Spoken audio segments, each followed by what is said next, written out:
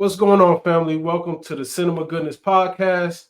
I'm Kahim. This is JP. What's going on, JP?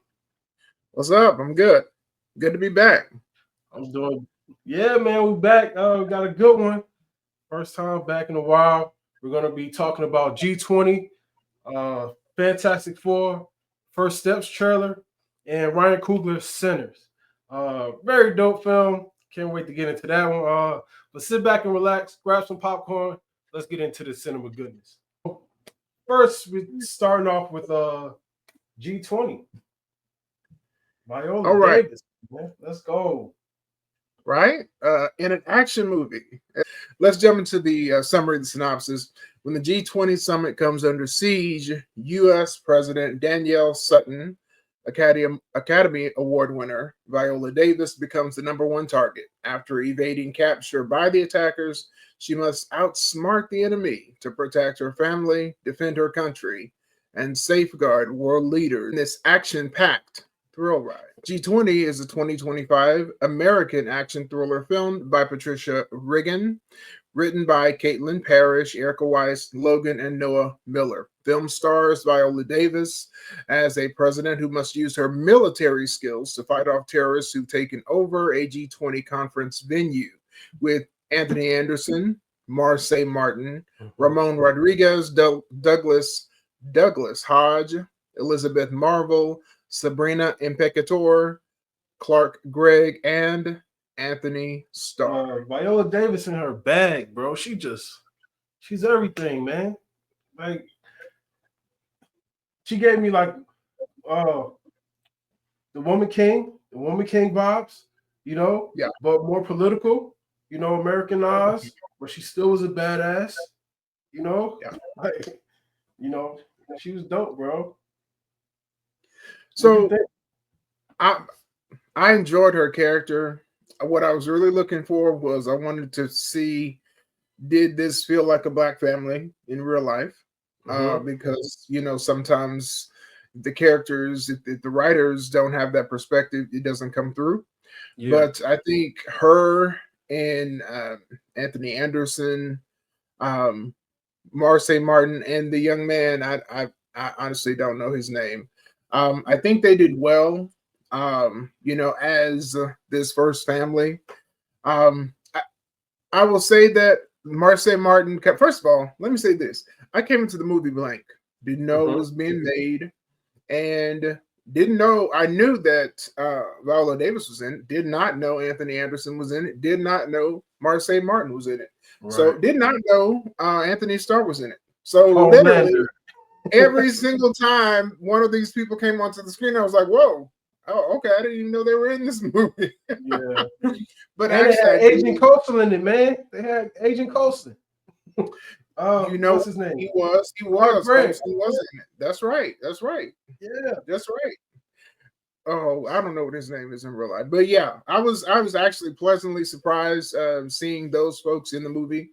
But I did enjoy it. I like that they gave her a military background, and that's essentially one of the things that put her in position to be elected. Yeah. And so I felt like that made it a little bit more believable because she is this ex-military. And because I think Viola Davis has this strength that she brings to all of her characters, it felt realistic. She wasn't a Mary Sue at all to me. So I felt like because she's just been a strong actress and that's what she exudes, it worked out for me. I actually enjoyed the movie. There were a few parts we're going to talk about, but for the most part, I enjoyed it. Yeah, I like the fact that you brought up the family aspect of it, because I think Anthony Anderson and Marseille Martin was in that show Blackish together, I think. They were. So they kind of have that kind of connection, that chemistry on camera anyway. And when they get to the climax, and we'll talk about that, I think they did a really good job of like balancing out a lot of that scene, when they was on the roof and she made the decision to, kind of help out, Yeah, I think they did really good on camera with that. And Homelander, man, Anthony Starr. I Anthony. was surprised to see him in this movie, and I think he did a good job because if he didn't have that beard though, it would have kind of been weird for me because I'd have been seeing Homelander through the whole movie, you know. So I think him having that character choice of having that beard and him being more rugged, kind of elevated his character and kind of differentiated, you know, what I've seen him in before. You know what I mean? Oh yeah, oh yeah, it helped. Let me tell you, the expressions in the face and the eyes, particularly, is where I kept seeing Homelander, because you know those exasperated expressions, those are Anthony Starr as Homelander. That because that's the only thing I know him as, so it comes through real strong. But yeah, beyond that, I was able to, you know, set it aside. It wasn't a distracting thing for me because I think that's really the only thing I've seen him. He's been in one other major show, but I didn't watch it. So I didn't watch it at all. Yeah. So what did you think about the plot? One thing that I really liked that they did as a part of the plot is they gave us kind of similar to what we have seen from what's happened in our country recently. Right. People questioning a woman being president and could she be strong enough to do it? And we see they put that in the movie, and I think that's real because it's something that we just have gone through. And then, I mean, if you, by extension, if you go all the way back to Hillary Clinton running, the same questions, you know, were brought up about her and whether she could be strong enough to be a world leader. And then, you know, this whole, you know, the what's happening in the background. Do other world leaders respect her? She's going to G20, and you know she has this proposal. Is she going to be able to win anybody to, you know, support this cause? And it's all intertwined into because she's a woman, you know. So I think that part was very believable because that's kind of where we are right now. And I feel like a lot of people have been thinking about that since, you know, post-election, because we know that what the outcome was. A lot of people have kind of come to the conclusion if they thought maybe we were ready, that maybe we really aren't ready as we think we are for a female president because of all those reasons. So, yeah, I thought that was great. They established that from the very beginning that, you know, this is not where we're just going to make a female president and not talk about it. So to me, that was important because there have been a few movies where they made the president female and they acted like, you know, they didn't challenge it. Exactly. Yeah. So it didn't feel real. So that was definitely grounded. Yeah, it was grounded. Yeah, it was definitely grounded. I like that scene where they was in they came down the laundry chute, right? And then, you know, they're trying to figure out what to do next. And then the guy, you know, he challenges her, like, what makes you think you in charge? Like, you saved the kid from a battlefield, you think you kind of like Captain America or whatever. And then that kind of like stung everybody, you know. And, you know, she said she held her own. Like, I don't know what to do, but I've been in situations like this. And, you know I kind of have an idea. And you can stay here if you want, but, you know, I'm going to do what I got to do to, you know, protect my family. I thought that was just cold, like cold piece of dialogue. The interaction there kind of helped ground the character, kind of support what you was talking about, where, you know, they challenge her, but she also stands her ground, you know, and let the people around her know, like, you can trust me if you choose to. You don't have to, but, you know, make that choice for yourself. And at the end, exactly, you know, the elevator, and she went in.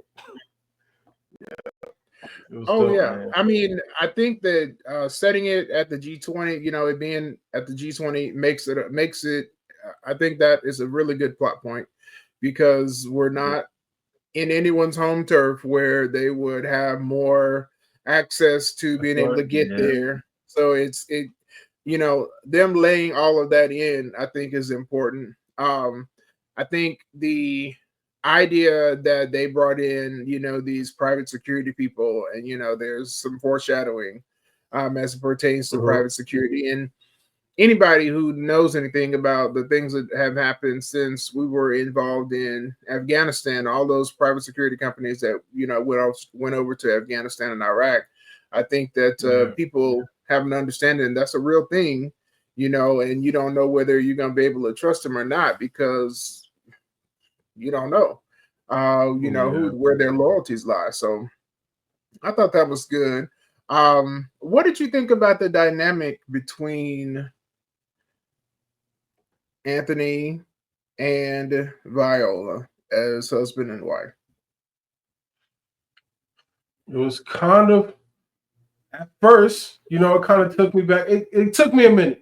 I'm gonna say that it took me a minute to kind of for me to actually see them together. You know what I'm saying? If that makes the chemistry wasn't really there at first, but as it started to the movie started to play out, it kind of developed, and Anthony Anderson kind of was like the supporting, like he supported her. He played the supportive husband very well, especially when the climax hit and he knew exactly what to do. He went to the kids and me and your mom talked about this, right? Like he supported her and he followed through.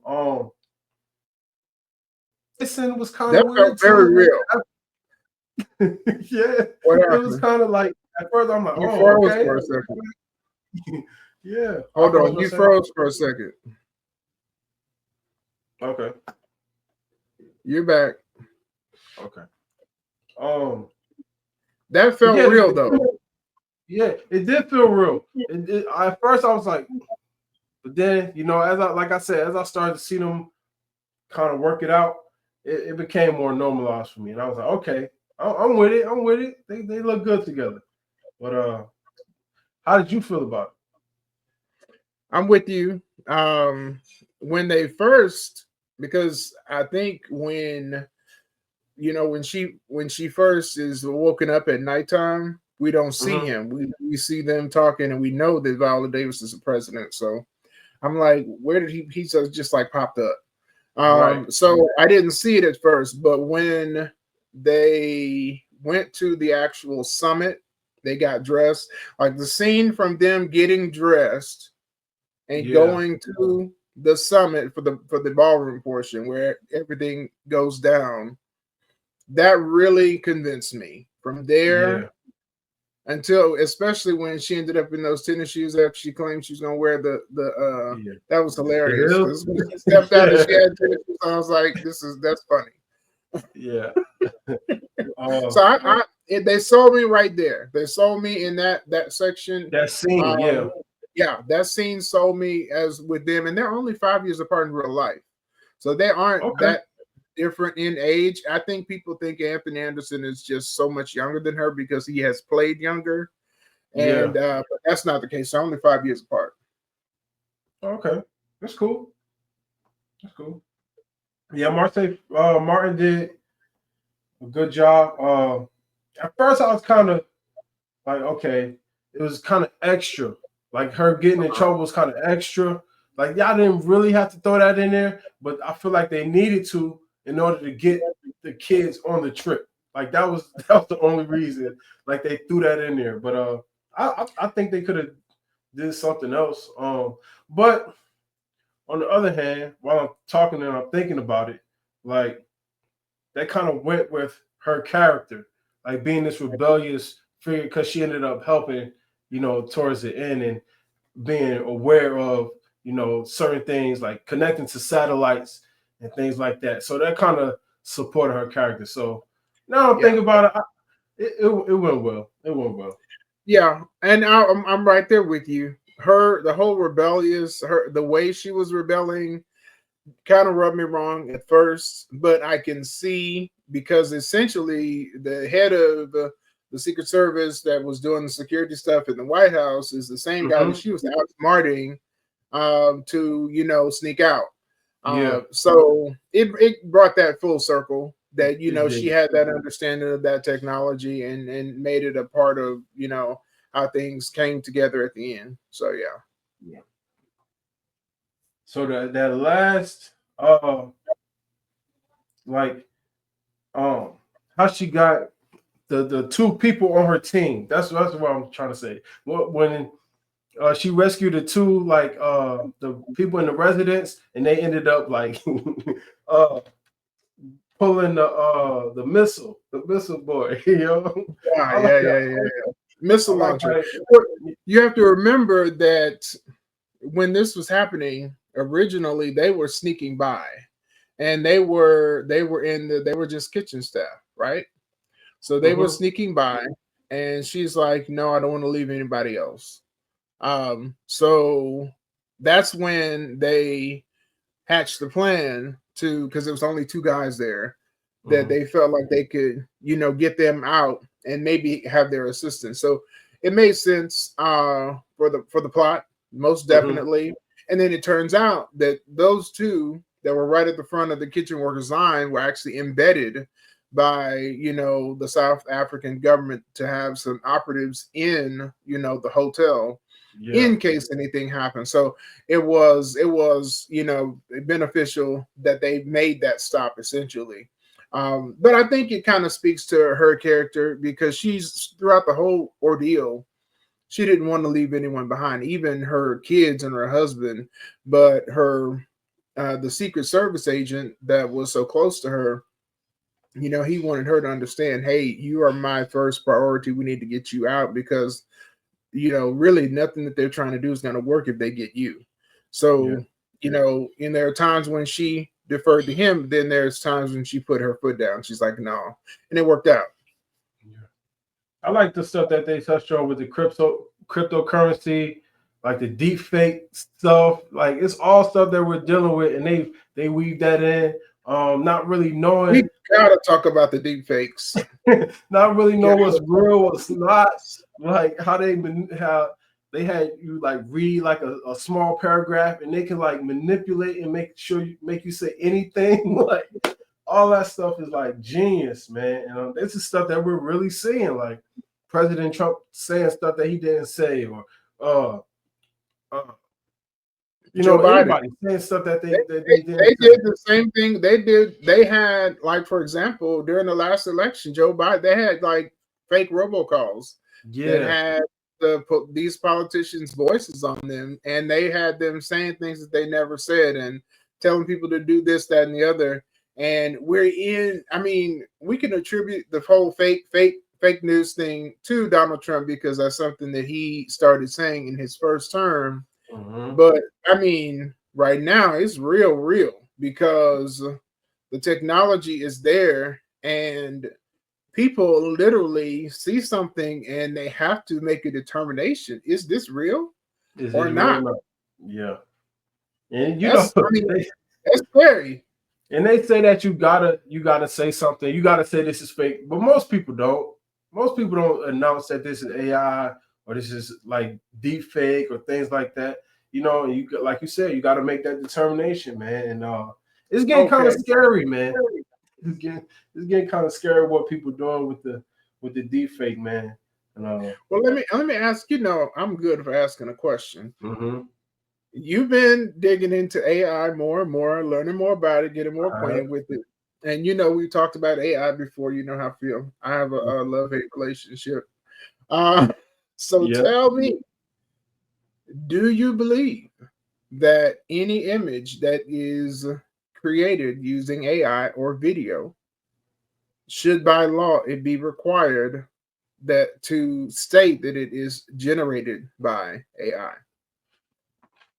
I'm gonna say if it deals with real people,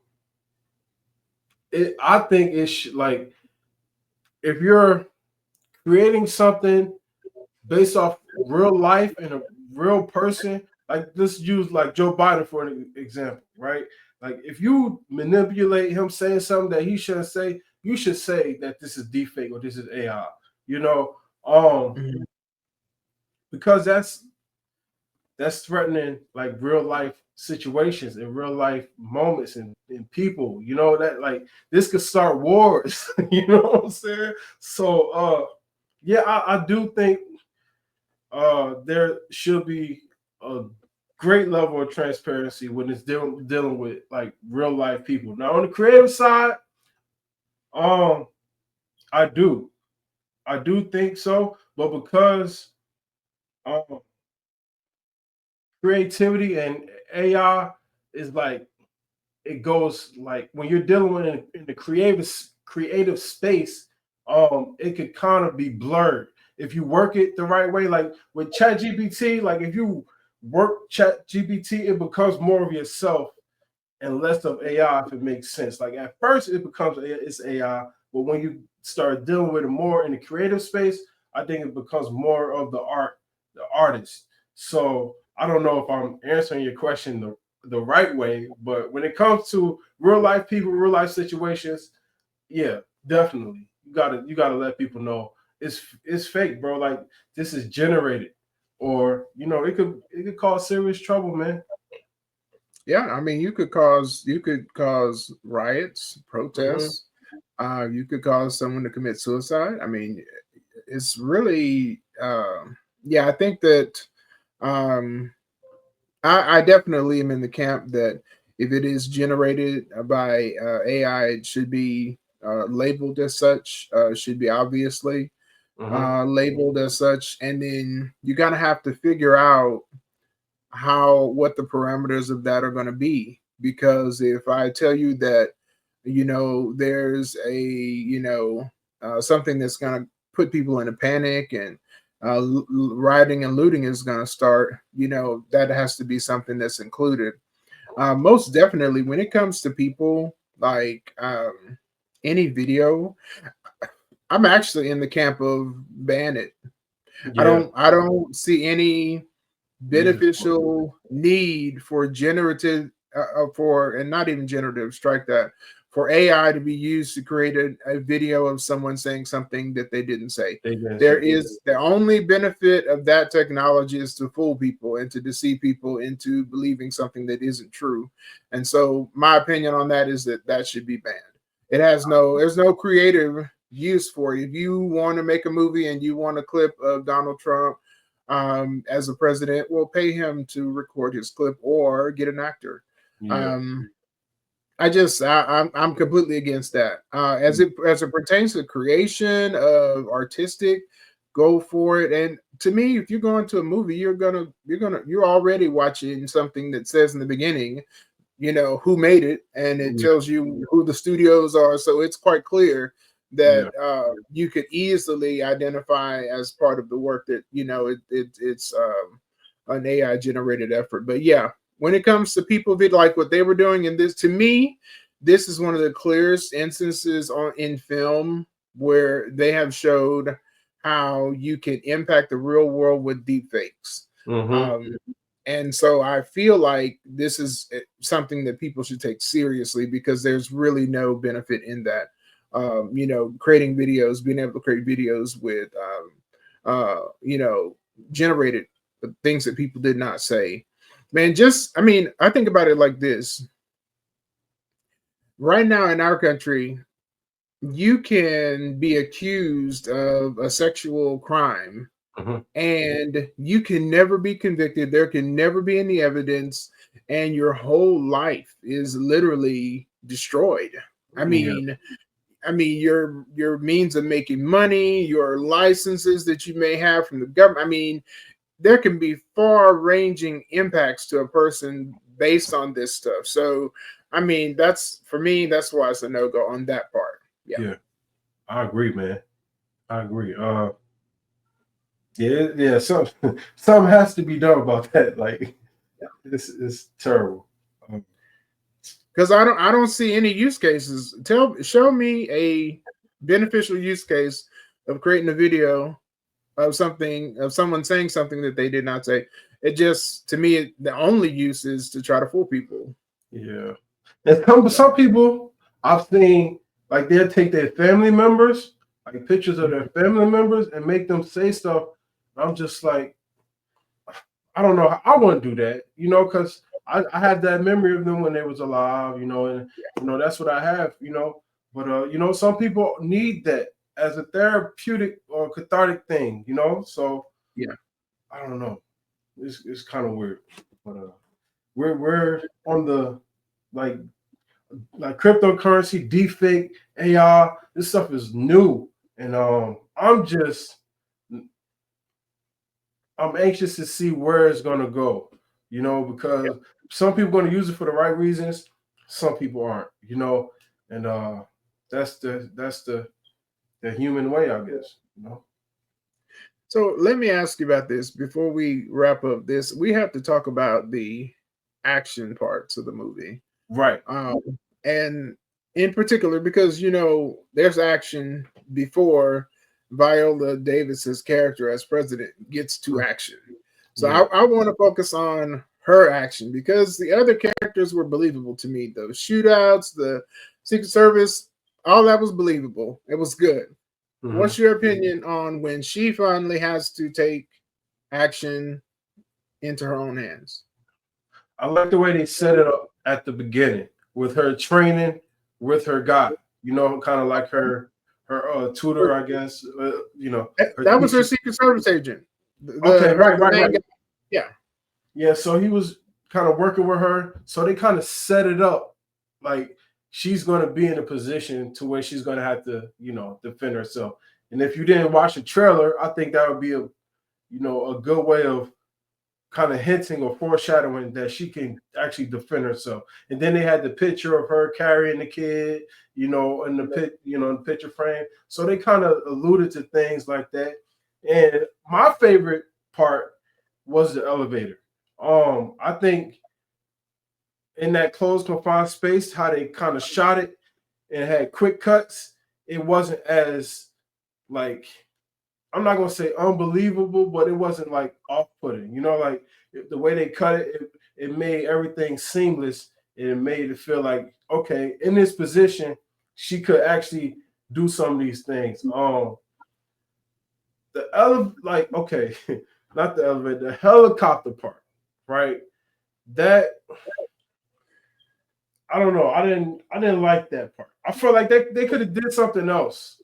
Not the helicopter. Like even if it was like a short fight on the roof, like, but with the helicopter, I think that was just too much for me. But again, my favorite part was the elevator. What about you? No, I actually enjoyed that part too. Because I thought that in these circumstances, with them essentially getting the drop on them, they were able to pull it off. And because, she wasn't this overwhelming out of nowhere force, she got her licks in, but then she almost gets choked out and the other people have to intervene. So it makes sense. You see most of the gunplay is happening from from her main Secret Service agent, which is what you would expect. He should be able to do, close quarters combat. That's something that he should have training to do. But because they laid the groundwork for her being, former military and then continuing to keep her training up, I think it made sense. That's why I think those intentional choices helped. Because if she just came out of nowhere and becomes Rambo, you just kind of start chuckling at it. I feel like the scene in the hotel lobby, because this is after they get through the elevator. This is after, she finds the agents from the South African government that were embedded in the hotel staff. This is when she's hatched her own plan now. So this is her counterattack. Because now they realize that they have an opportunity. When she's in that lobby and she's fighting them off, I thought that was a great moment. That was probably the moment where I felt the most that they stretched her maybe a little too far as a fighter. But one thing that I will say is there's a moment there where she's like, I'm almost about to break down because I think she's kind of getting a little bit of PTSD. Yeah. Because, and then that's why I said like this movie, because they are the plot, they're letting you know that she has actually been through combat.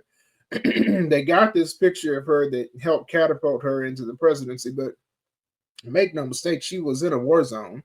And so she has that experience. So she kind of felt like in that moment after she had shot all those people, where she was just like, every target that came, bam, bam, bam, bam, she was hitting them. But then she had this moment where I felt like she was back there in the war zone. And so that brought me back, because in the moment I felt like, okay, now we're getting a little John Wicky. Yeah. But then when she's having that moment, and I'm like, okay, this is bringing her back to a real life war, and it's kind of overwhelming her. So I felt like that brought it back. That brought it back for me. Let me tell you, she was acquiring those targets very quickly. I like to shoot. For people who don't shoot or never shot before, acquiring targets quickly is something that you have to have a lot of experience and muscle memory and training to do. To be able to acquire targets that quick and be on target is very hard to do in real life. Yeah, she was on, boy. But she was on them. For movie magic, it was great. I enjoyed it. Good. It was good. What would you rate this movie? I'm gonna give it. We need to come up with a different rating system, like a cinema goodness rating system. Like, I don't know. We're gonna work on that. Okay. We're gonna work on that. Like right now, we could do the 10 or 0 to 10, but we're gonna work on our own like rating system. Okay. I think that'll be cool. So I'm just gonna create a rating system off the top of my head. For the cinema goodness ratings, this is not permanent, okay? So I'm gonna give her the popcorn. I'm gonna give her the drink. Okay. I'm gonna give her the candy bar. The candy bar. Yeah. She's gonna get half a hot dog. She's gonna get half a hot dog? Okay. No nachos. No nachos. Okay, so it's a hot dog. Was it hot dog, popcorn? That's five things. That's five things. Hot dog, popcorn, candy, nachos, and the drink. Okay. 5 things. And how we gonna? So is the hot dog number 1 and the drink 2? Like we gonna have to work. I mean, we gotta figure that out. We gotta figure that. Yeah. Okay. We'll simplify it for today. I'm gonna give this movie a 7.5 out of 10. 7.5? 7.5 out of 10. Okay. Yeah, I'm around the 8. I was an 8. Yeah. I was 8.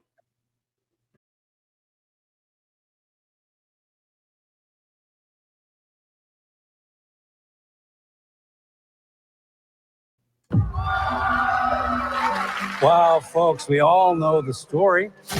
4 brave astronauts head up into space and come back forever changed. This car? Our city, our planet, owe a debt to these intrepid souls. And while we can never repay them, we can certainly celebrate them. Thank you, Fantastic Four. Thank you. Thank you, Fantastic Four. Please welcome the Fantastic Four.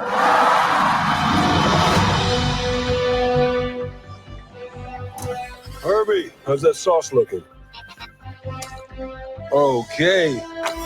That is fantastic. You're late. What do you mean? What do you mean? What do I mean? You're late for dinner. Yes, we are. You late? I just said that. Are you pregnant? What?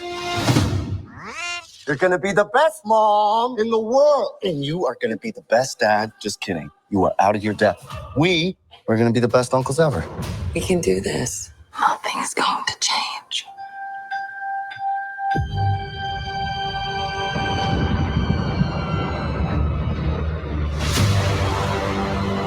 Are you the protectors of this world? Yes, we are. Your planet is now marked for death.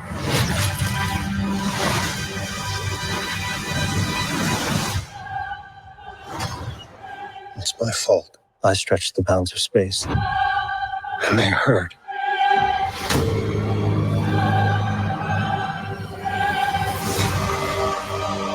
Are we safe? Oh no, are you? I don't know. It's not enough time. I'm not giving up. We will face this together. We will fight it together. As a family.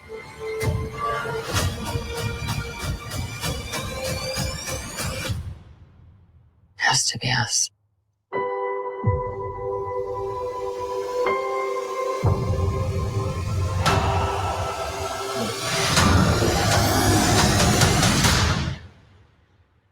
We will protect you.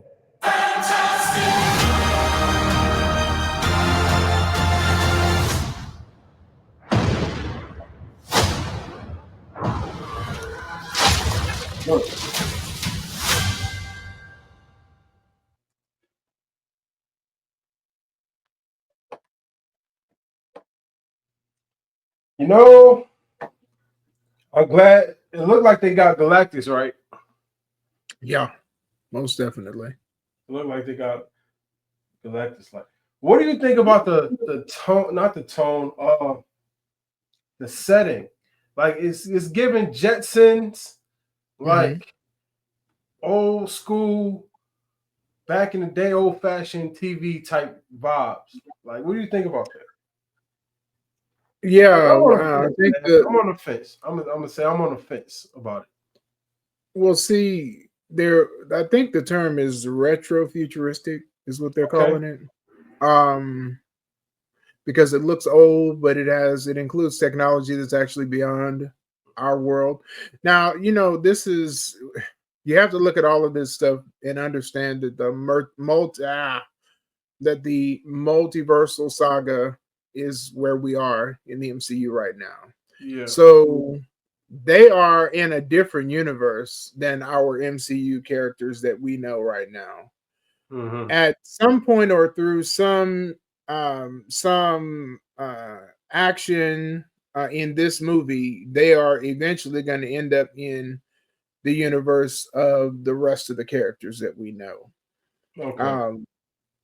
But we just don't know how that happens. Now this says it's titled First Step, so it may happen. Probably my assumption is going to happen at the end of the movie.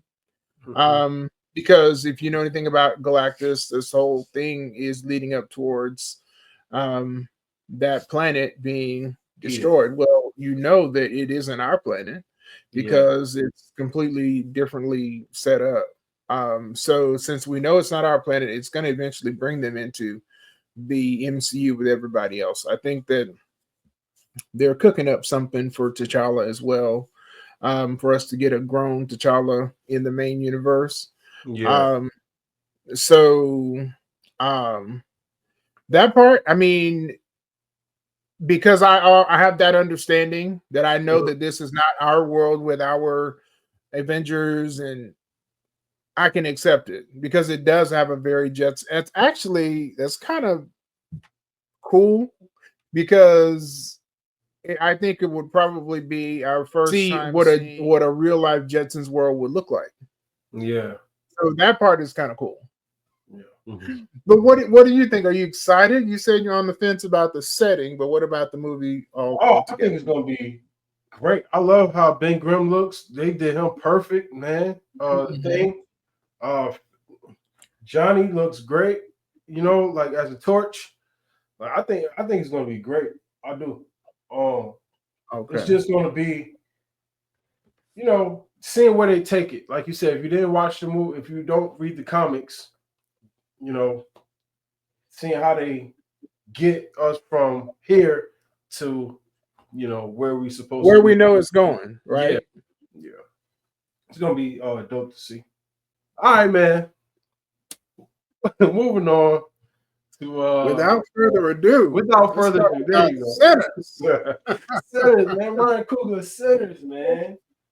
Let's go. Okay, so let's hit the synopsis. All right. So trying to leave their troubled lives behind, twin brothers Smoke and Stack return to their hometown to start again, only to discover that an even greater evil is waiting to welcome them back. Sinners is a 2025 American horror film written, co-produced, and directed by Ryan Coogler set in 1932 in the Mississippi Delta. The film stars Michael B. Jordan in dual roles as twin brothers who return to their hometown to start again, only to be confronted by a supernatural evil. The film also features Haley Steinfeld, Miles Caton, Jack O'Connell, Wunmi Mosaku, James Lawson, Omar Miller, and Delroy Lindo. Yes, sir. Shout out to the cinematographer, bro. Like, bro, it was amazing to look at. Like, yeah, it was amazing to look at. But it was set in 1932, like you said. I thought everything about it felt like 1932, bro. Old time Mississippi juke joint. You know, walking barefoot in the clay mud type of thing, man. A lot was here. I'm a big fan of genre blending, bro. Like taking two genres that you wouldn't like kind of think to put together and you just make it work. And Ryan Coogler did genius work, man. Taking his story, you know, I watched at first, you know, when I watched the movie, when I walked away from it, I felt like cinematically it was stronger cinematically than it was on the story side. But then I had to, you know, think about it and listen to a lot of his interviews about where the story came from and why he made certain like creative choices like with the vampire and the main villain, you know, which we'll get to. But just looking at it, I was just like, man, it was beautifully shot. That was my first impression about it. You know, as I was watching the story unfold, I was just like, you know, the color was great. You know, like I said, the setting, you know, the clothes was just clean, like especially Michael B.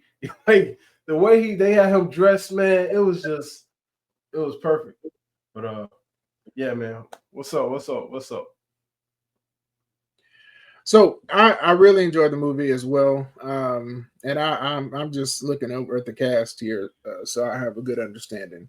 I think that when you say genre blending, so I know we have horror. What other genres do you feel like were blended into the movie? We have drama, right?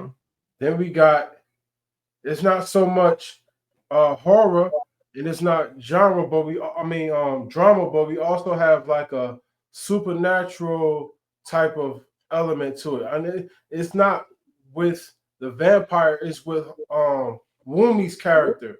You know what I'm saying? How she kind of, you know, deals with hoodoo and things like that. So that's totally different from vampirism and all of that horror stuff. And it's not drama either. Like he took a lot of different elements and like melded them together. You know, it was just like, and it felt authentic. Like you take like certain stuff and you put it in a movie and it feels like it don't need to be there, you know, but I think each element supported one another. You know, the vampire, you know, the whole ideology around the vampire was supported with Wumi telling everybody about, you know, certain spiritual aspects of it. Could be a vampire, it could be like something else. You know, I forgot the name of it, like, but Haint. You use the word haint. Hanks, yeah, something like that. But and I've never heard they figured out that they were actually vampires. Yeah.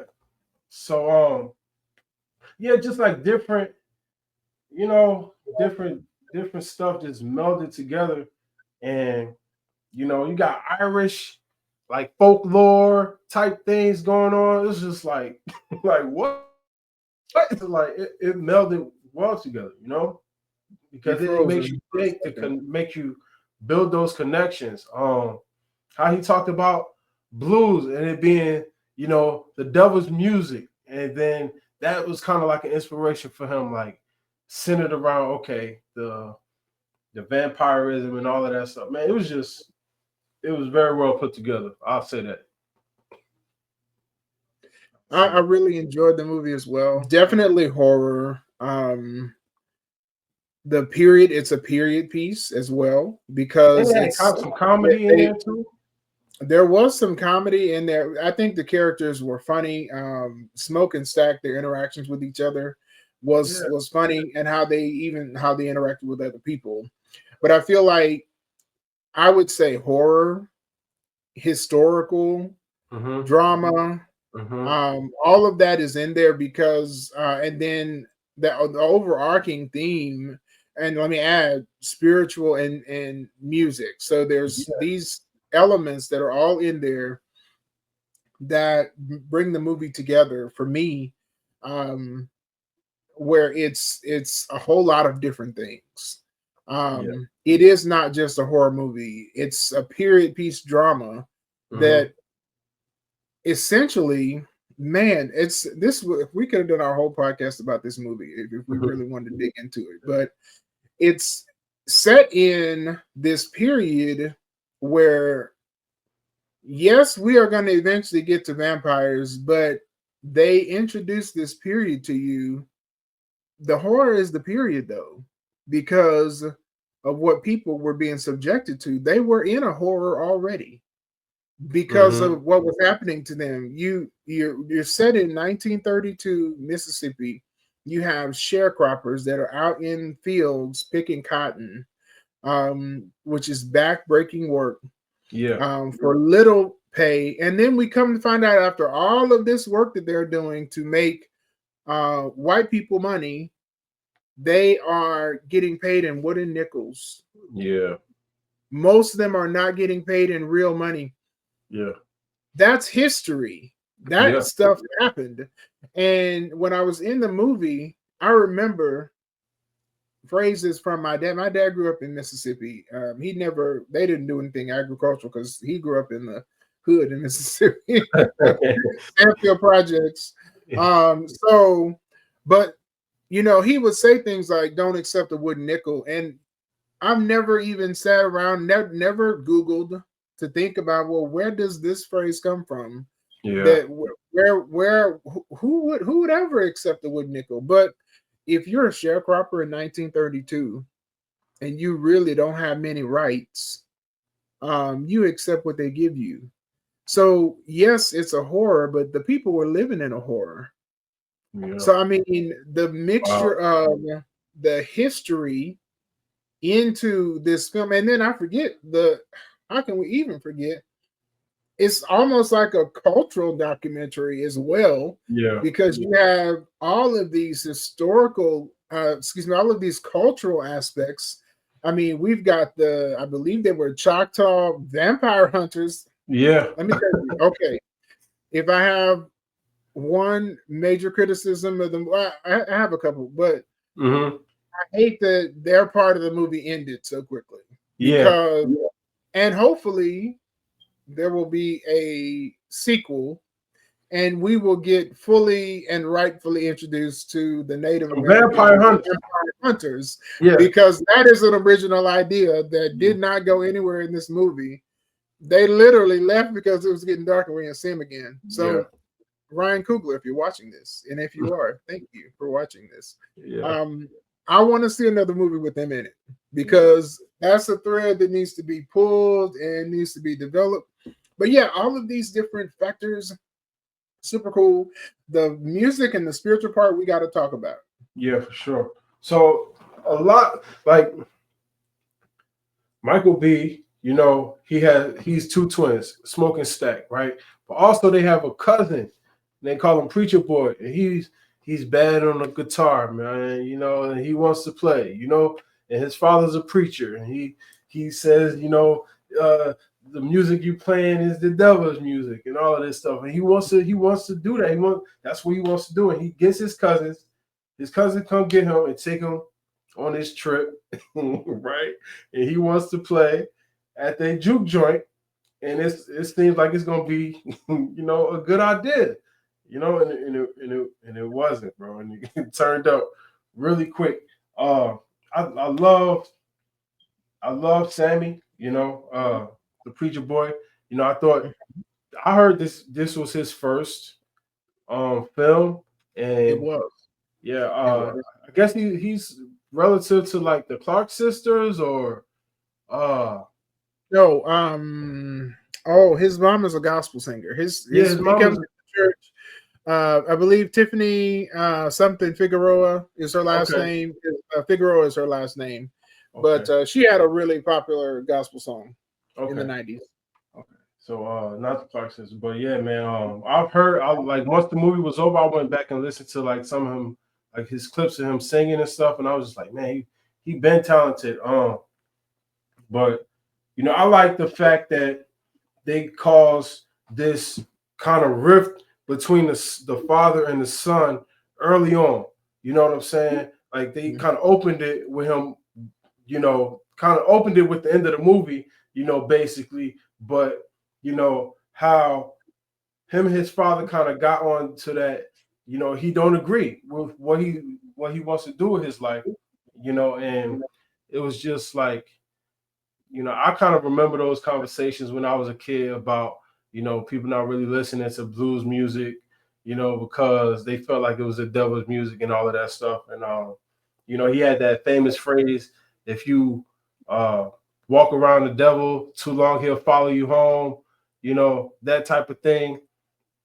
I thought that cultural aspect of the church and kind of like secularism, secular music type of thing, how that's always been kind of like a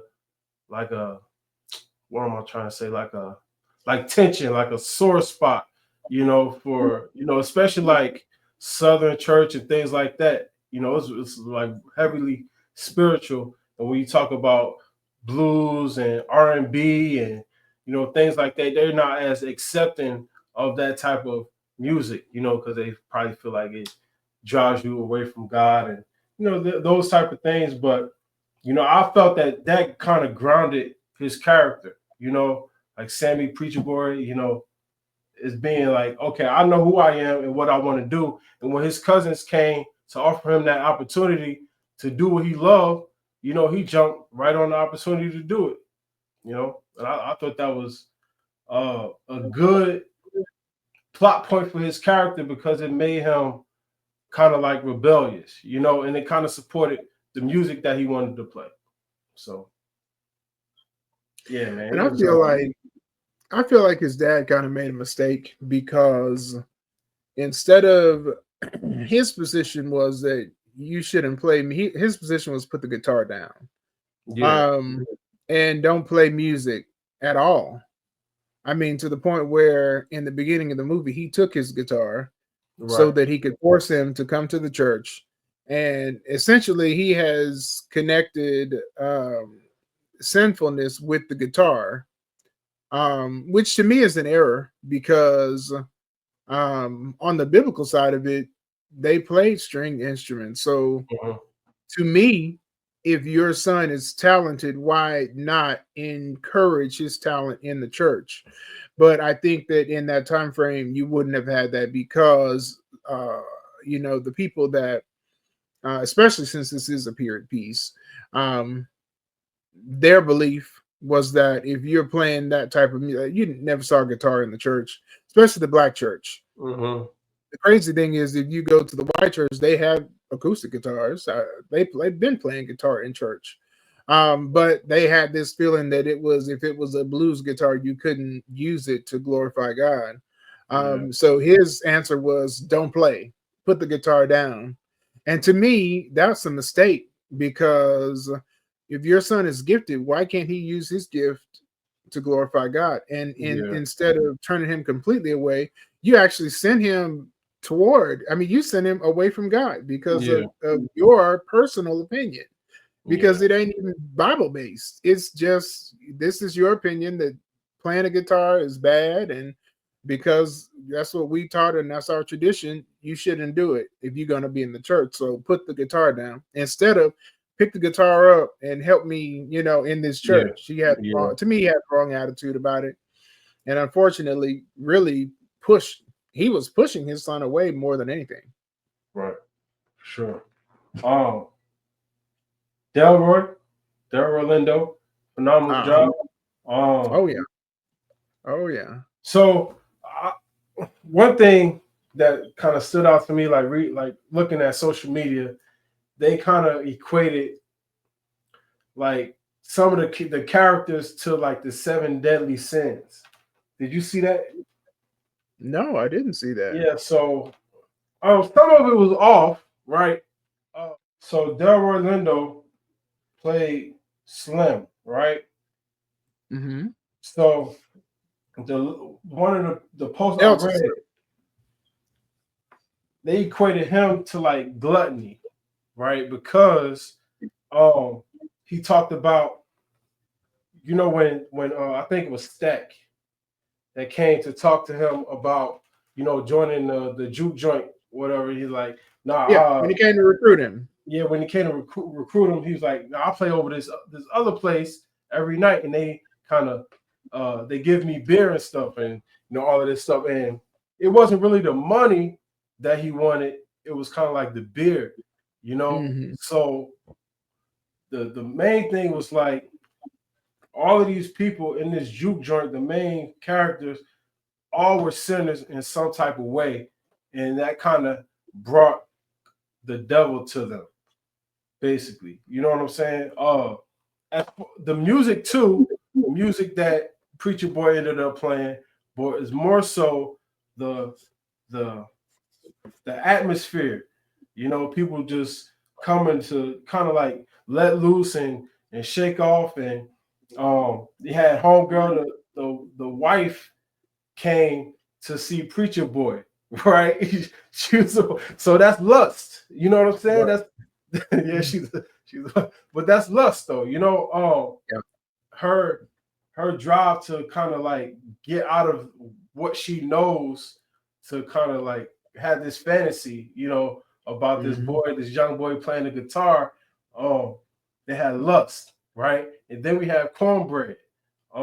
See, I really didn't agree with this one as much because they said he was sloth, sloth, like he was lazy, didn't really want to do much. But this is my thing, right? When we first meet Cornbread, he's working. You know what I'm saying? He's working. He's in the cotton field. He minding his own business, right? And they pull up like, I got a job for you, right? He was like, man, I don't even want to deal with you because you owe me money, right? And then, he give him his spill about, I'll give you have so much money, your wife will, basically do something for you, right?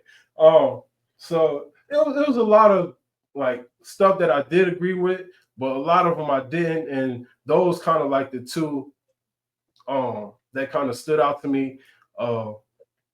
The sloth, the lust, and then gluttony. They had wrath, which was represented by was it Smoke? After everything that happened, he kind of came like he was like wrath, like upset and like just like angry. But it was a lot of good like theories behind why Ryan Coogler made certain decisions to, tell the story the way he did. But you didn't hear about that? Like the 7 I didn't see that. No, I didn't see that. And I saw a lot about the movie. I think mainly what I saw was, people saying whether they thought they would see it or not as a Christian. I saw some of that stuff out there. Yeah. But for the most part, everything I saw was positive. I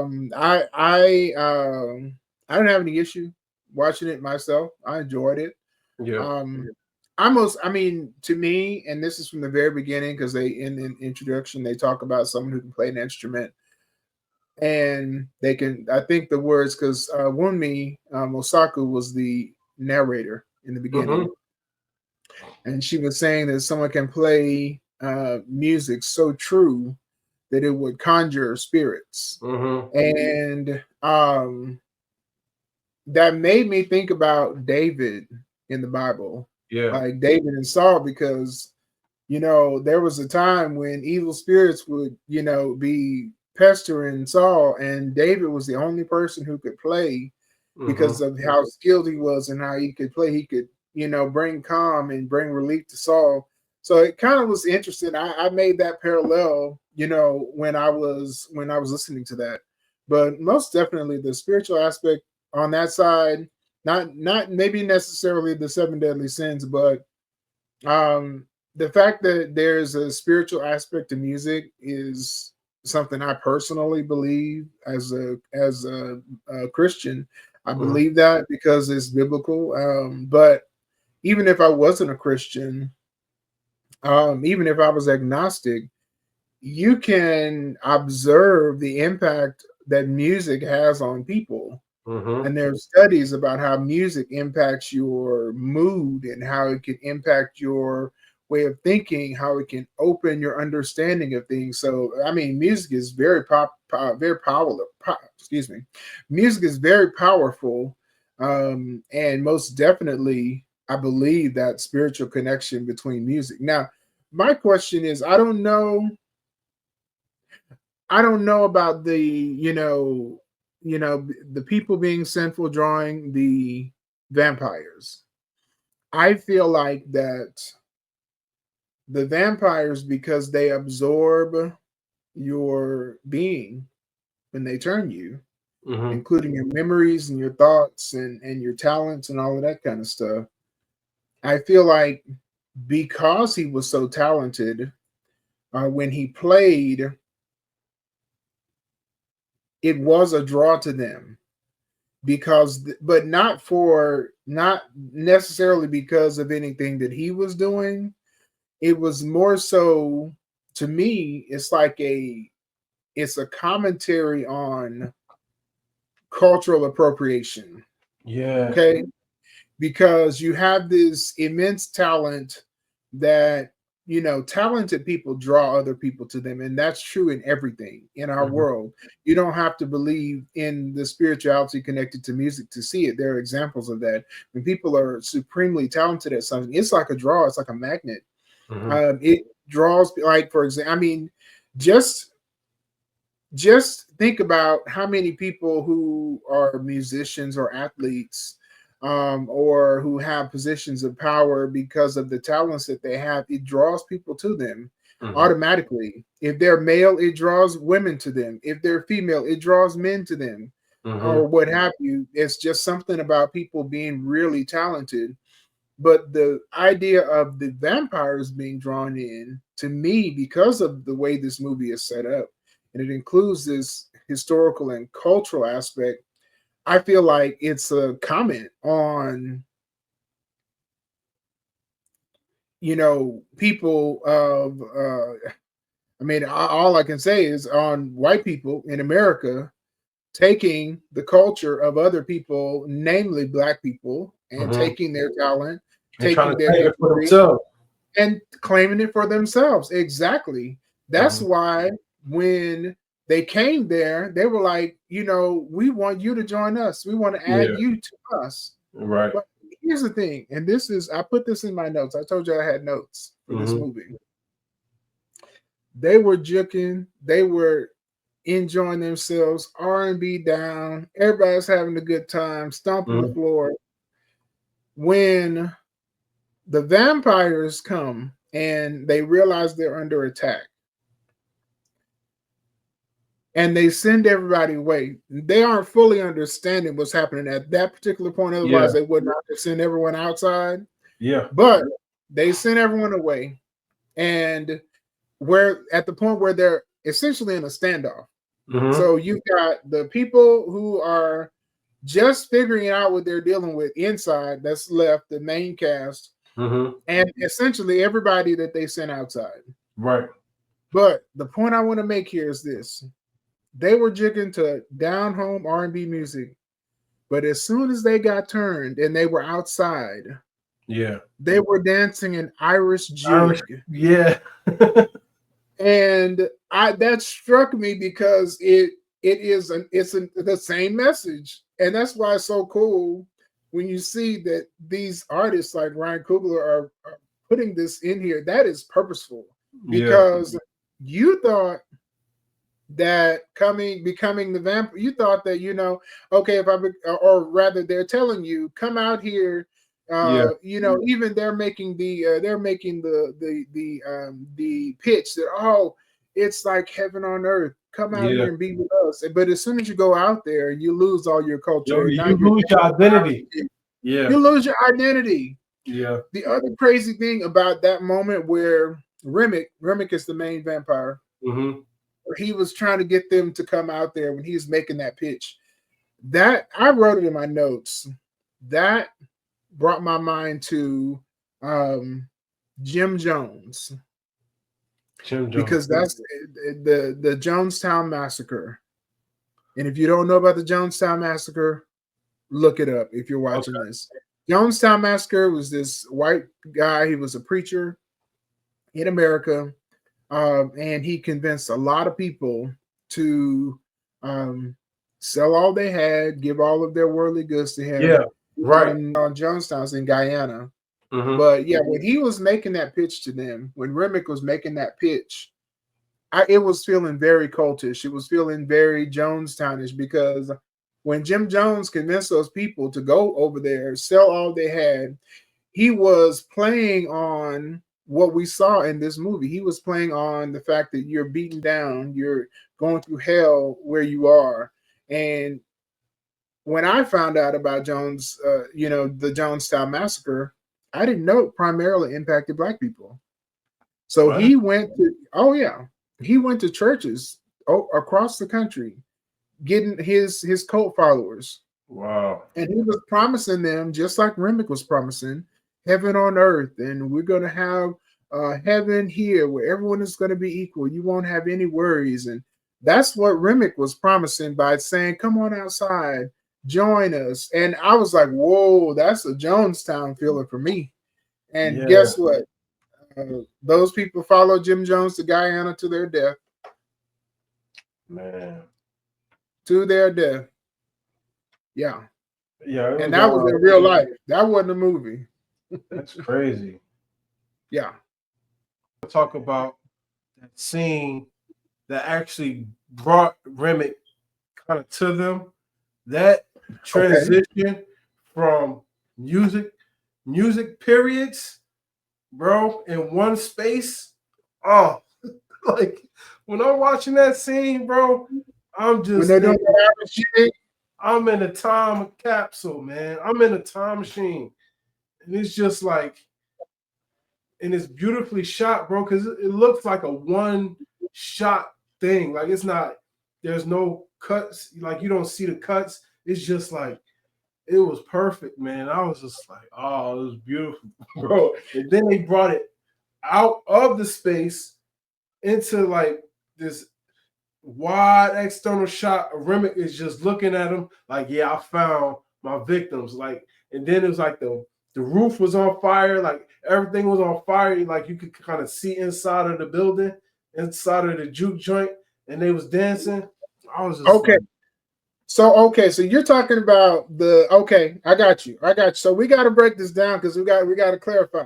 All right. So you're talking about the scene where they went through all the different genres of music. When Stack was like, yo, here come my cousin, like, no, Delta kind of brought him up to sing, and that was kind of like his breakout moment, you know, when he started to make that whole song, and then like it just started like transitioning, man. I was just like, bro, it was perfect, bro. It was like the time and that's where the culture comes in, because that's where they were connecting this moment where it's like they, because he's able to tap in spiritually with how well he plays and sings, is connecting back to those cultural roots. So you see African roots, you see all these different, even twerking and like, say again, like shoulders were like twerking and stuff, and like everything. They showed you every different group. I mean, even China, and the Chinese one was actually, that one was a nod. There was a Chinese community in Mississippi during that time. So that's a nod to that community and their culture as well, being a part of this, and it all being influenced through that music and that connection. But yeah, that was that scene right there. Yeah. If they aren't nominated or don't win something because of that scene, is rigged. Because that right there was cinematography at the highest of heights, the blending. And it was just so seamless. Like it was so seamless, bro. Man, even until the end. No, go ahead. I'm sorry. I would say even until the end, to where you actually see Remick looking at what's going on. Like you can't tell that's not all one shot, bro. And that was just great. It was shot great, but the editing on it was amazing, man. Whoever the editor was for that scene, he needs an award for that. He or she. I don't want to discriminate. Oh yeah, yeah, because that was the match. That was, if there's a masterpiece moment of the movie, that's it. Because that right there, I mean, to me, was the highest point of the movie, even though that wasn't the climax of the movie. Yeah. That was that connection, that connecting the music to the people, to the history, to the culture, to what they're doing now, to what we're doing now. Yeah. That was so cool. That was great. So I mean, it's an excellent movie. To me, the way it's a tapestry, the way he was, and I'm talking about Ryan Coogler, the way he was weaving these things together and then bringing it into a horror movie as well. It's just exceptional movie making.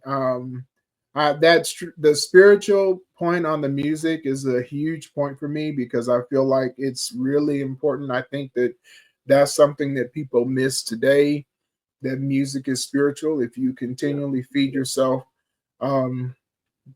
bad stuff, it's going to become evident in your life. And I think that's something that's impacting people right now. Yeah, man. It's so deep, man. I'm just like, even so the way he like, going back to the villain Remy, right? How he's pitching this idea, right?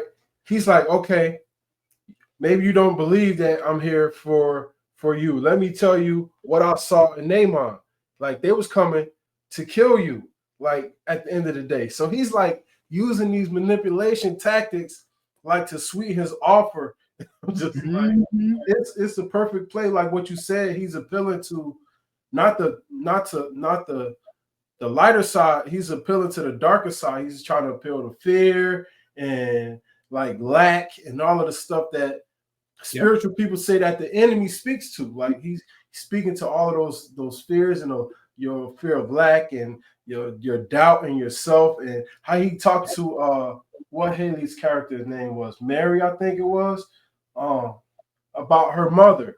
Like, I'm so sorry I couldn't save your mother, but I could save you. Like, you know what I'm saying? Like how smooth he was, like with like appealing to those darker sides and making you question like yourself. And I was just like, man, the writing on this movie, bro, it was pretty cool, man. Now, you say you had some critiques.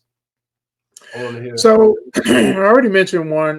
Not seeing the Choctaw Vampire Slayers, Hunters. They can have their own movie. I would love it. Definitely want to see more of them. The only other thing,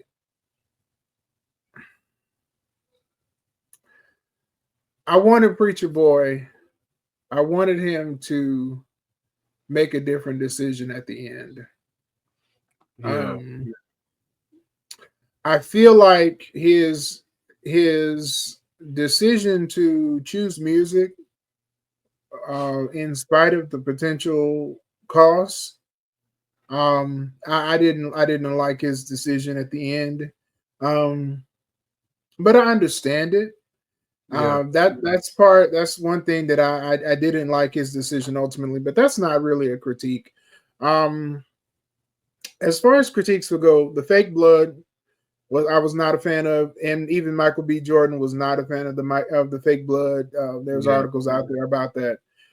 So I didn't really like that part because and I'm colorblind, but it never looked like blood to me.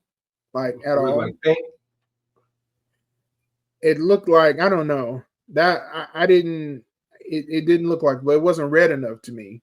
Okay. So that part was a little annoying, because there was a lot of blood at the end. So you keep seeing it over and over and over. And so I guess knowing that Michael B. Jordan also had that same issue, Yeah. that stood out for me.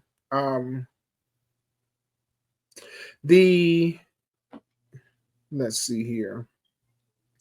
There was one other thing.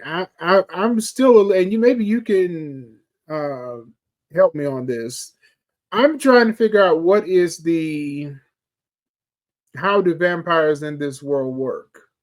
Because it seems like they set it up so that if you kill the vampire that made you, then you would die. But then how on earth did Stack and Mary get away and survive? I know they left. So is there like a distance thing? I don't know. Yeah. So that part, I don't understand how that works. I was questioning that at the end because it didn't make much sense. So that was maybe a little bit of a plot hole for me. Yeah, that's one of my critiques, right? I think when you're dealing with vampires and werewolves and stuff, you kind of develop your own mythos about them and like how they work. But it becomes kind of weird when the audience kind of becomes confused about how it works as well. You know, it's kind of like you taking a dope idea, like, oh, I like vampires, and you putting them in a movie, and it makes sense, but you're not kind of fleshing out that aspect of the story. And that's when I said the story could have been stronger, because even when Remick first came down, it's like it was already daytime. You know, it was daytime when he came down. So it's like he was sizzling, but he wasn't on fire like he was at the end. Fire, you know. Yeah. But where was he coming from? You know, like even a little bit of hint of that would have kind of helped supported his character a little bit more. The Asian lady, the Asian lady. What is her character name? Grace. Okay, when her husband got bit, whatever, she kind of lost all composure. Like, and I kind of feel like it was kind of misplaced, because I feel like they set her up to be like a strong person. You know what I'm saying? Like strong, self-assured. Like she knew how to operate in like tense situations. But when her husband got bit, like she just lost it all of a sudden. And I don't know if that was really, like, I know she would be like hurting, but I don't know if she would be like, come on, motherfucker. You know, like I don't know if she'll be like that, you know, and like bring the thing. I don't know. Like, but that kind of rubbed me the wrong way. Let me tell you something. When that white man started talking to her in Chinese, yeah, and told her how she liked to be licked in Chinese, that shook her. Like, I don't care how strong she was, that shook her. She was shook up. Yeah. She said, "Now what?" Yeah. So it was like a few things here and there. Like I think, especially on the vampire side, I think could have been stronger, because it's like you taking a really good idea. It's like, man, I like this, and I want to put it together. But I don't think it was fleshed out as much as it could have been. You know, just like that aspect of it. Because I'm like, okay, the guy, he burst into flames, and everybody else kind of like died or whatever, but the other two kind of lived. And I'm like, how he wasn't bit by nobody else? Like this is from the same host. So like that part, you know, like the vampire part could have been stronger. But yeah, the myth, whatever the myth, however vampires work in this world that you have created, we need to figure that out. Yeah. And it should be consistent, because when they all catch fire, it's morning. You know, the sun is rising. Yeah. So I don't know. That, like you said, that part. They used the scene when we first meet Remick. they use that scene to introduce that group of characters, and they actually become important at the end of the movie because we get to find out that they are part of the Klan. Mm-hmm. Okay, that's how we meet the Choctaw vampire hunters. Mm-hmm. Well, we can assume that because Remick was being hunted in the daytime, that's why he's running from place to place. Yeah. So he's being hunted by the Choctaw, and I'm saying Choctaw, I might be wrong, but the Native American vampire hunters. So this is why he ends up. This is why he ends up on their porch sizzling, and ends up having to. Well, they trust him and they let him in, and they get turned as a result of it. But they could have just as easily had him come to them at nighttime, and it would have made more sense. It would have made more sense. Yeah, and they could have eliminated the Choctaw since we weren't going to see them again. Yeah. So I mean that's those things are connected, and I think it's the way that they need it, the way they shot it to introduce those characters and let us know they're connected to the Klan. They could have redone that part, most definitely. And if you'd have left that out, it wouldn't have been a discount against the movie. Right. Yeah. Okay. The ending scene, right? Like we've been talking about a lot of stuff, but Michael B. Jordan performance, bro, is just like, let's give him his flowers, because man, he deserves it. Phenomenal, man. Phenomenal, bro. Like, at any point, did you confuse Smoke with Stack? Oh yeah, few times. Like, even like demeanor wise, no. But like I could kind of see him kind of like just a little bit. It wasn't too much because they had the same type of dialect, so it was kind of, they're brothers, so you're gonna see that similarity in ways. But I still could I could tell them apart, and I could tell that he put a lot of effort into, like, it wasn't big differences. It was like subtle stuff. Like I had twins. I had twin kids, so like is similarities in how they act with each other. But when they're apart, that's when you could tell them how different they are. And I think when I was watching like one of the interviews, they said they made it a point for the audience to see them like together, but also see them apart and see how different they were. And I think when they split up after killing that snake, you could kind of really tell how different they were and how they manage different things. Yeah, I think he did a great job of like building those subtle differences that made them feel like brothers, but also made them feel like different people, man. Like one was much more aggressive, one was a little bit more reserved and more business minded and more matter of fact. And yeah, man, I think this is one of his best roles, but it's also going to take him to a place where he can do a whole lot more different stuff, and people going to be able to accept that from him because of this movie. Like, you get a lot of characters and be like, well, a lot of actors, you can only see them, they typecast, But I think this is breaking him away between Creed, Black Panther, Creed, in this movie. Like, he stretched himself so thin, so far, like he could do a lot more stuff now. And increasing his range, broadening his range. Say that again? I said broadening his range. Yeah, exactly. Broadening his range. Yeah, man. What did you think? I didn't confuse him at all. I think the costume choices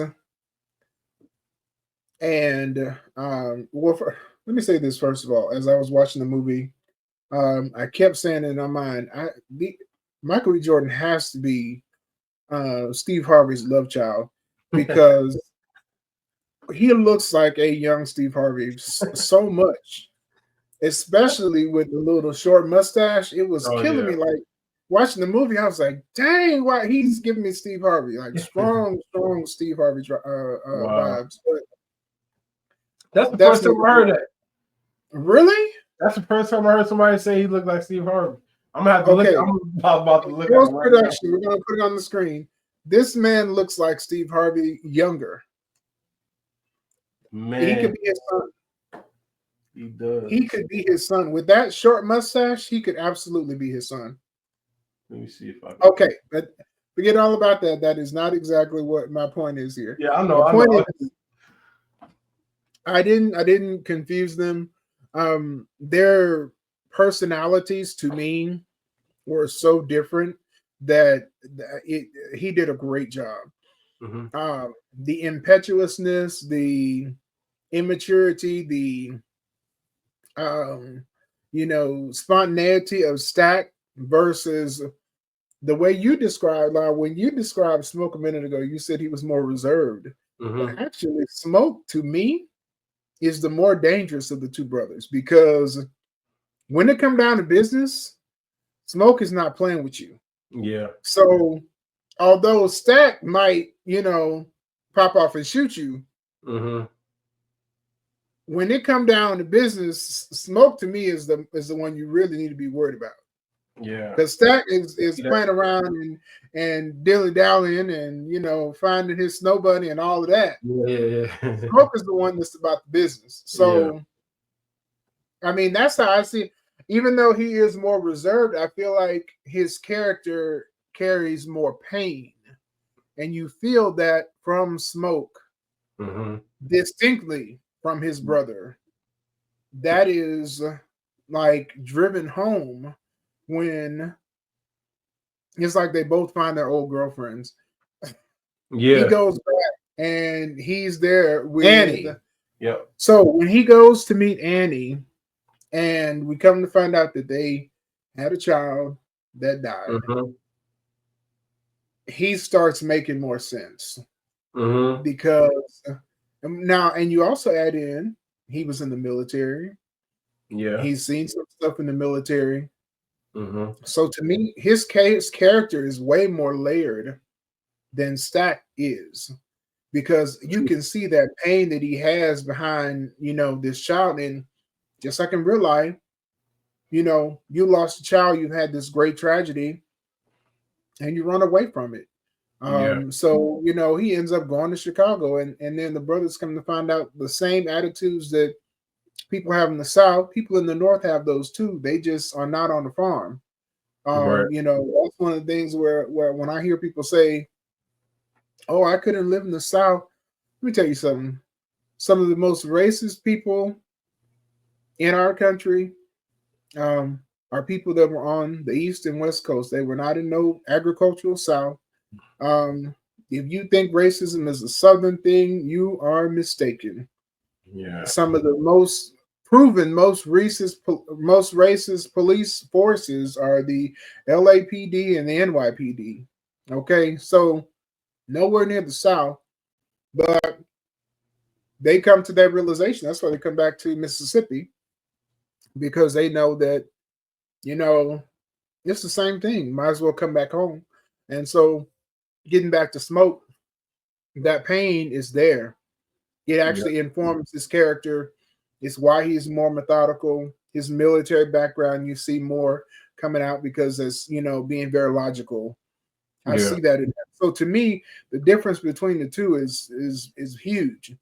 Because the other side, his brother is more, telling somebody else, watch him, make sure you don't do something crazy. Because he just, if I see it and I want it, I'm gonna do it right there. I'm not gonna think about it. I'm just gonna do it. Yeah, like how he shot them dudes that was trying to steal the car instead of trying to talk to them. Cracking up. That was hilarious. Yeah, man. Man, that whole scene though, if you notice, we talk about the stores in Black neighborhoods being owned by foreigners in 2025. The Bo and Grace, they own the stores. One store serves the Black people on one side of the street. The other side of the street serves the white people. Okay, and they still own the store in the neighborhood, but they serving the Black people on one side and the white people on the other side. I was like, wow, this is amazing. Yeah, man.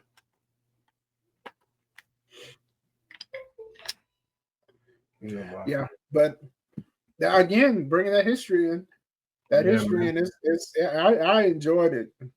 Yeah, it was fire, man. It was a fire movie. Like you always gonna have critiques on the movie, some stuff that you prefer, but the way they put that movie together, man, with all those different elements, bro, it was just it's amazing how good it was for me. Like, cause most people take that stuff and they're like botch it, like it won't be as good. So Yeah. yeah, I think he did a very good job. And it's an original piece. Now we have to discuss this because it's out in the interwebs and people are saying it, and in my opinion, is Mhm. not true. So Okay. we're going to wrap our rewatch of the week Okay. into our discussion of Sinners because we both rewatched From Dusk Till Dawn. Right. And some people who think they know something, which I disagree with, believe that Sinners is a remake of From Dusk Till Dawn. Yeah. Now, I've made my opinion clear, but I'm going to let you go, Kahim. I want you to tell us what you think about the two movies, and what is your verdict? Do you think that Sinners?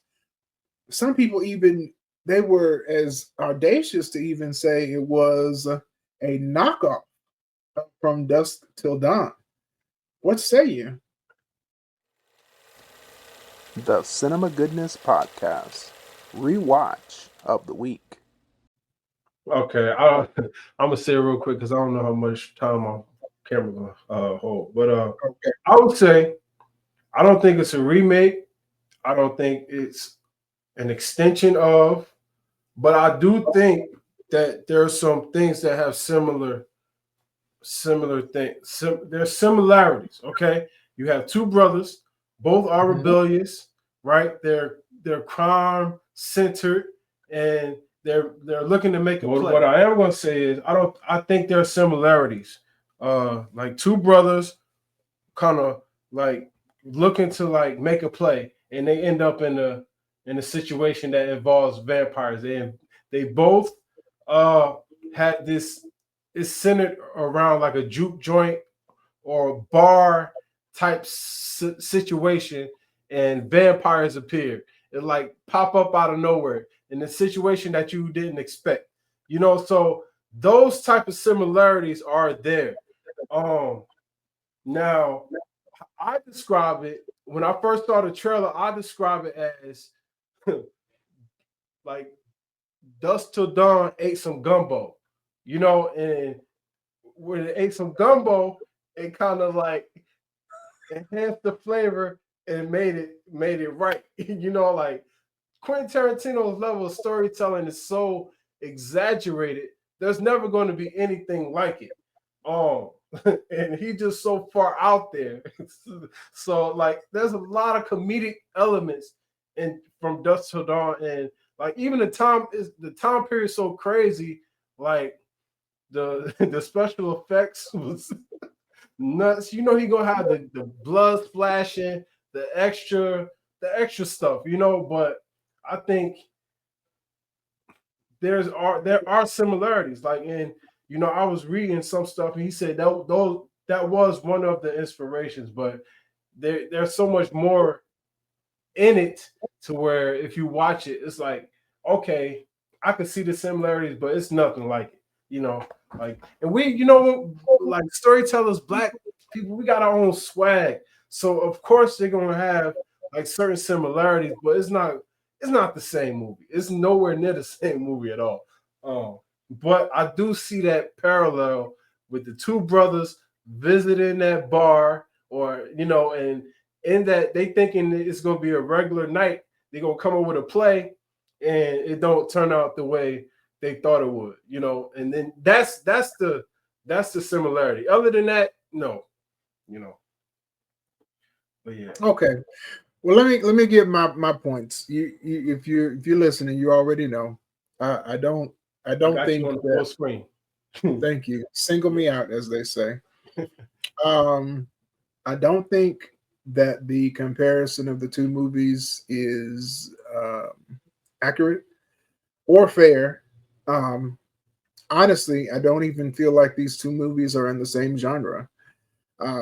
The only thing they have in common to me It's two brothers and vampires. Yeah. That's where the similarities end. And and that's how I feel about it. But I say that because From Dusk Till Dawn is not trying to be anything but a horror B movie. Yes, it is about two brothers, but they are doing horrific stuff. I mean, including multiple murders. Before we hear anything about vampires, rape and murder. They're kidnapped. I mean, one of the brothers is a registered sex offender, convicted. I don't know. That's why I'm so glad that we decided to do our rewatch of the week with Sinners, because I think people who have not seen From Dusk Till Dawn recently are making the connection because of the brothers and the vampires. But the two movies are really far, far, far apart. There is no. I saw someone try to say that From Dusk Till Dawn was trying to bring in Mexican culture. Not really.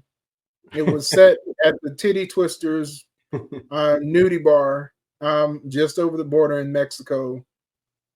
That's really about it. There's no effort to include Mexican culture really. There's no culture in it at all. It's devoid of that. And because of that, that's why I said when I was thinking about when you brought up genre blending, to me, the culture, the history, the music, the spirituality are just as much the genre as the horror.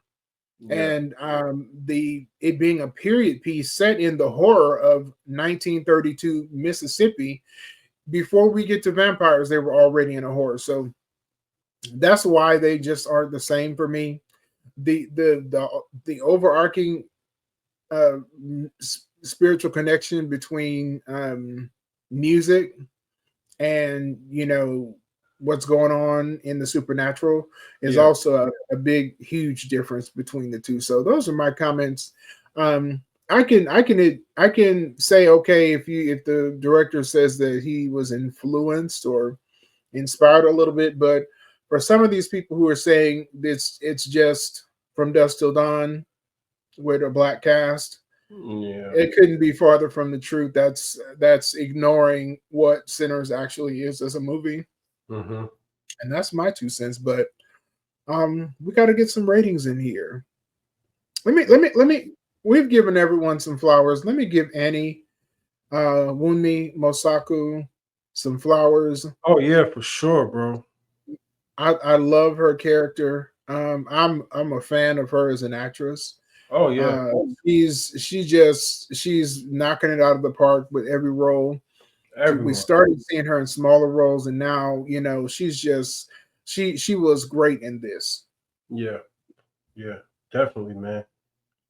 Like she did a great job just like supporting the story and like giving us something kind of like the backbone, like Black women are. They're the backbone, and her character was the backbone of this story because she gave us not only relationship and love interest, but she also gave us context of what was going on in the story and kind of like let everybody else know what was going on.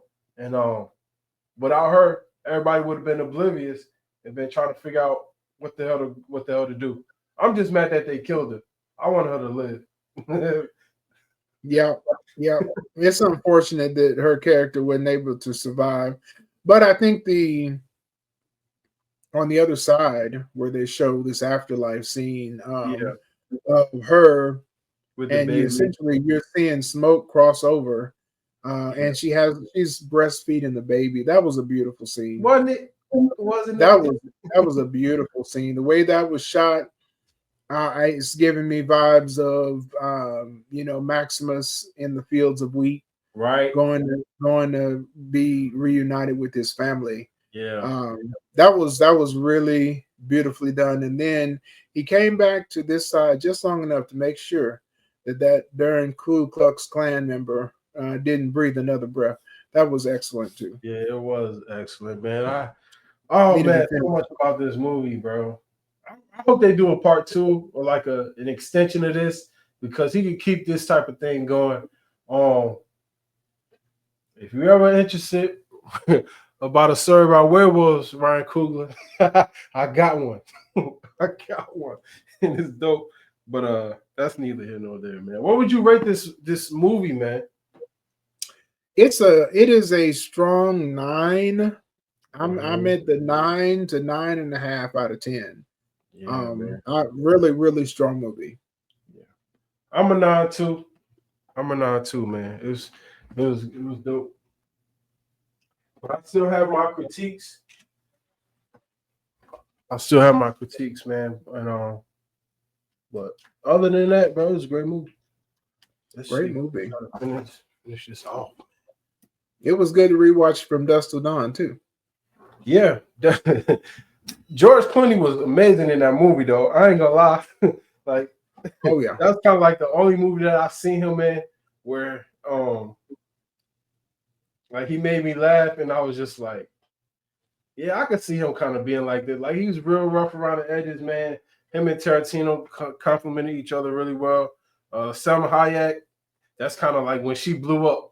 Like after that movie, everybody was in love with her. So yeah, everybody did great. Harvey Keitel was holding his own too. Say that again. Harvey Keitel was holding his own as well. The father. Oh yeah, for sure. And what's the name had so many roles in this movie, man. I forget. What's his name? You talking about Cheech Marin? Yeah, man. He had so many roles. Hilarious. He is the Border Patrol. Yeah. He is the guy outside, the bouncer, the announcer, and he was Carlos. He was Carlos with the cartel too. Hilarious. You know what the funniest thing about that? Like, I was a little kid. I wasn't little, but I was young when I saw this movie, man. And that announcement part, bro, that took me. I was walking around saying that to myself for a long time, bro. Smell these pussies. Yo. I was like, yo, that's perfect, bro. That's my favorite part of the whole movie. I swear. But yeah, first of all, that whole introduction to the titty twister was hilarious. Yeah. The fact that they got pyrotechnics outside. Yeah. Oh man, it's great classic film though, man. It's like that's a B movie classic. You know, Quentin Tarantino, genius, man. But yeah, you have a light that is out of this world. Let it shine. Be the richness that this world deserves. Much love, family. Be enriched.